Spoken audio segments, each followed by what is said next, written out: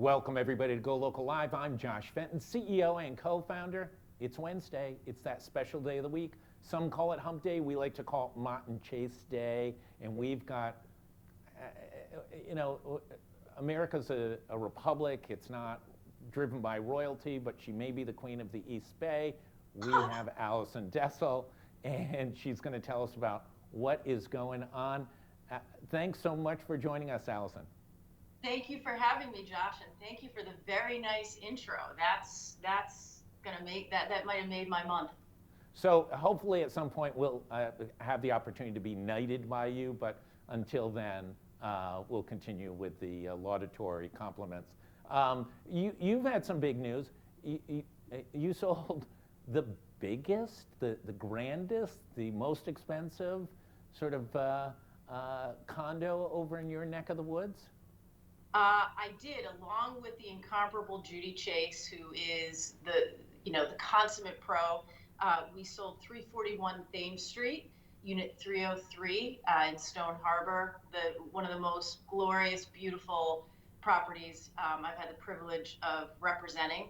And that condo is the highest condominium sale in the East Bay and certainly in Bristol's history, and the 10th highest in the state history.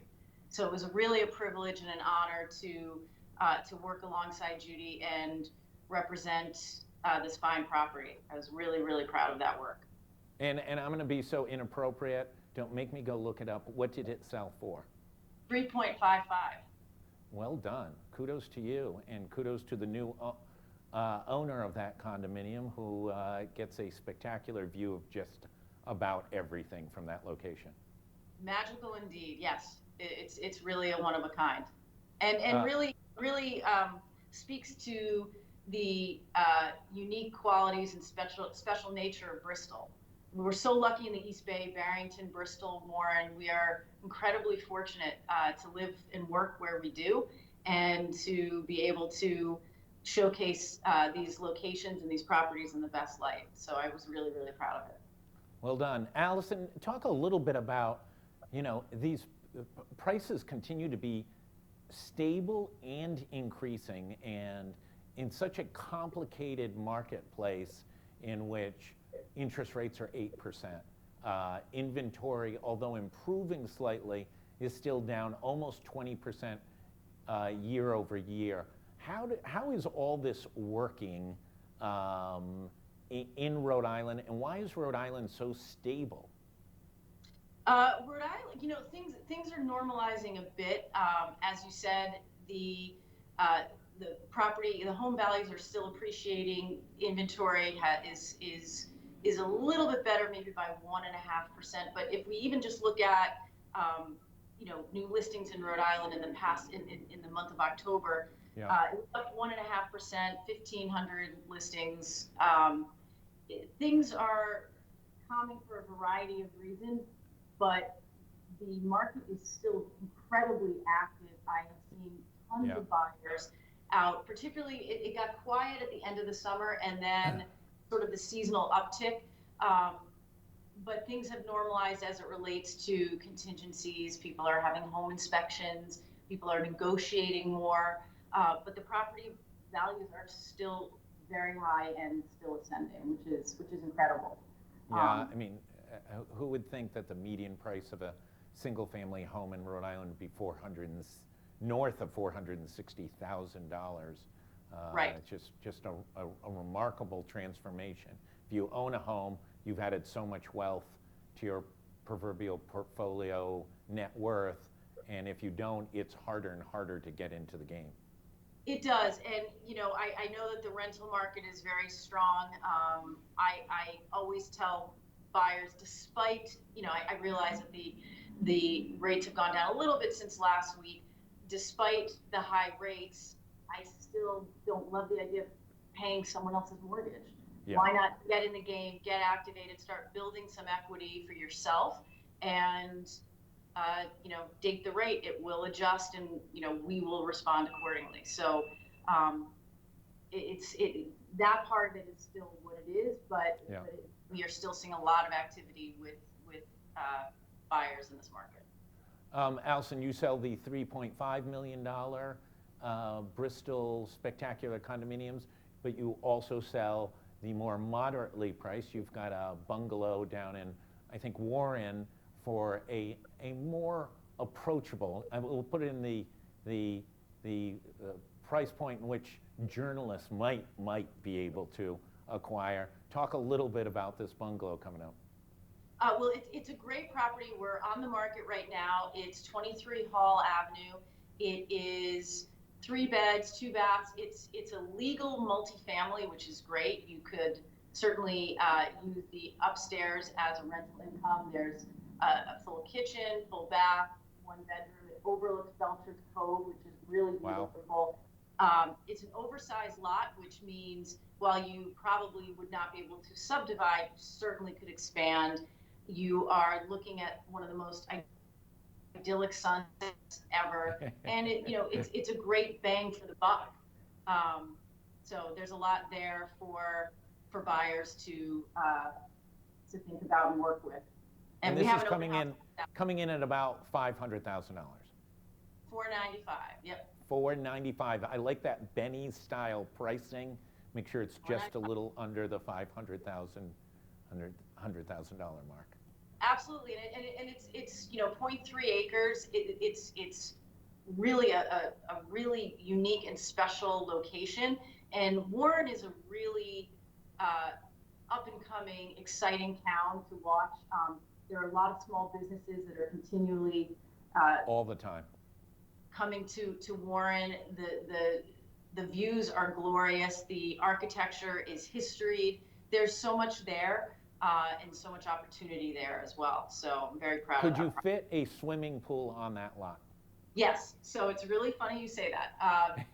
We used to say, pools neither enhanced nor detracted from a property. They didn't increase your value. That was pre-pandemic. Yeah.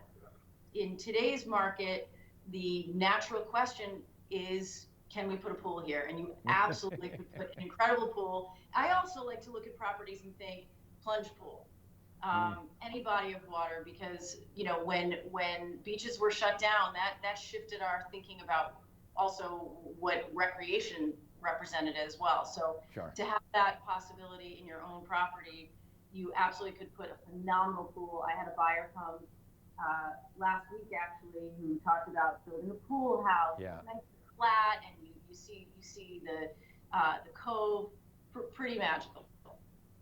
Spectacular. What's your take on sort of this period, right? So we've made it through kind of 3/4 of the year. We're kind of finishing the fall buying, selling season. We've got these sort of consistent increases in housing prices. We've got these, for most people, difficult, unless you're a cash buyer, difficult interest rates, but yet Rhode Island still seems to be this hub of activity, tremendous amount of interest from out of state. Upwards of 20% of the houses being sold are to out-of-staters, plus at $1 million mark, it's even more so. Where are we going? What will we see over the winter and into the spring? We're still going to see activity. I always joked, I joked during 21 that it was sort of like a casino, 24/7. You had no idea the time, where we were, day ending and why. We're a little more normalized in that way right now. We are in the peak of the quote unquote fall season. So the traditional patterns of buying and selling are back in action. So, we're seeing a lot of buyers right now. We're seeing sellers who would like to certainly try to close on their properties and not carry through winter, and then we'll see an active and engaged spring market. So we're seeing a little bit more normal patterning in that regard. But with the lack of inventory, we project that it's going to be a very active 2024. Do you see folks who are sellers really pushing to close by the end of the year for any number of reasons, the holidays, tax reasons, et cetera? Yes and yes. I think there's something psychological too, for both parties, for buyers Yeah. and sellers, not to wait. People want to be, when you're at the end of the year, you want to be done for a variety of reasons that you highlighted too. If you listed in the fall, you certainly want to try to capture the fall as much as you can. If you listed at any time in this year, you do want to wrap it up.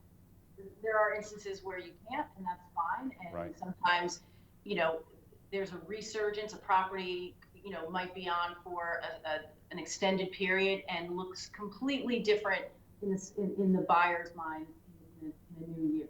So it's not a perfect science, but typically people do like to try to make it, tidy it up. And tied to this is the all-important question, is it just too darn early to put up Christmas decorations? Is it too early? I don't think it is. And here's why. It's the first week of November. That's not possible. We haven't even gotten to Thanksgiving, and you're part of the CVS industrial complex of pushing Christmas decorations. Well, I certainly don't want to push anything, but what I do want to push is, again, I have no agenda, but I do want to push joy, because I think there's something about, especially when there's so many challenges in the world, and things that are so much bigger than us. I see, certainly I see, Starbucks started, or everyone's starting early this year, and I think it's to try to capture a little bit of that as soon as we can. So, I'm not ready. I certainly would be. It's too nice out right now, but to your point, we have to follow the order. So we've got to have our Thanksgiving first. Allison, you are known obviously as royalty on the East Bay, but you cover everywhere. You had a big sale in Newport. You've done a major property up in Gloucester in recent months, where you moved to a remarkable property up there. How, just from a business standpoint, is it complex trying to sort of serve all these communities, and how do you manage it? Well, it's a really interesting question. Again, thank you for the very kind compliment. But for me, it's serving my clients. So in both Newport and in Gloucester, I represented the buyers. And for me, it's doing your job. So yeah. Having as much information, providing my clients with as much advice and counsel as I can. And, this is a really magical place to live and work. And so it is our business to know as many markets as we can, and to lean on our colleagues as well. So, right. There's something really wonderful when you can, co-broke with another agent and agency and work together to bring something great for both the buyer and the seller. So, I don't love to be spread too thin, but in the smallest state in the country, I think we got it.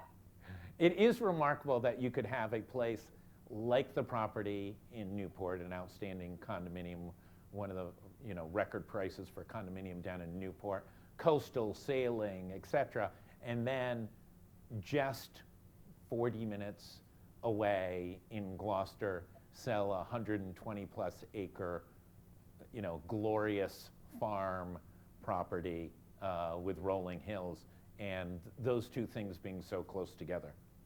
Yeah, it honestly, I really do pinch myself. I feel so fortunate and lucky and thankful to be able to see so many incredible parts of this state. Yeah. And these, this particular property in Gloucester was probably the most bucolic, glorious site I've seen.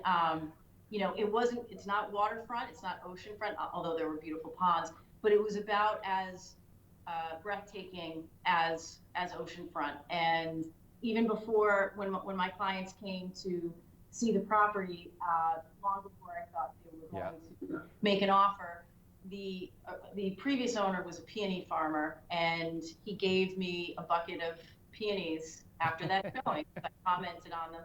And I brought them home, and I thought, this is like the best ever. Look at what we have here. And the sun was coming through the clouds, and it was just magical. So what we have in this state is second to none. It's a gem, and I just feel fortunate to see it all the time. Well, kudos to you and congratulations on all the success this fall on these remarkable properties. I always appreciate you taking the time, and everybody appreciates your expertise. So we'll have more on GoLocal on the open house coming up in Warren this weekend, and much, much more on real estate, of course. For everybody else, stay tuned. There's a lot of interesting things going on. Bad news for the Newport Tennis Hall of Fame. Their ATP tournament will conclude after the 2024 season. Lots going on in professional tennis, some of it influenced by what appears to be a major investment and some taking of control at the highest levels by Saudi Arabian sports interests. That's obviously happened in golf, it's happening in soccer, cricket, etc. So we'll have much more on that, but we've got a story on that. And today, the announcement of a major food hall. It had been talked about in the past, but it really looks like it's coming to fruition. That will take place over in the old Union Station and is scheduled to open late in 2024. We'll have much more on that as well. Everybody stay safe, enjoy this great fall weather, and look forward to having you back later on throughout the day with much, much more on GoLocal Live.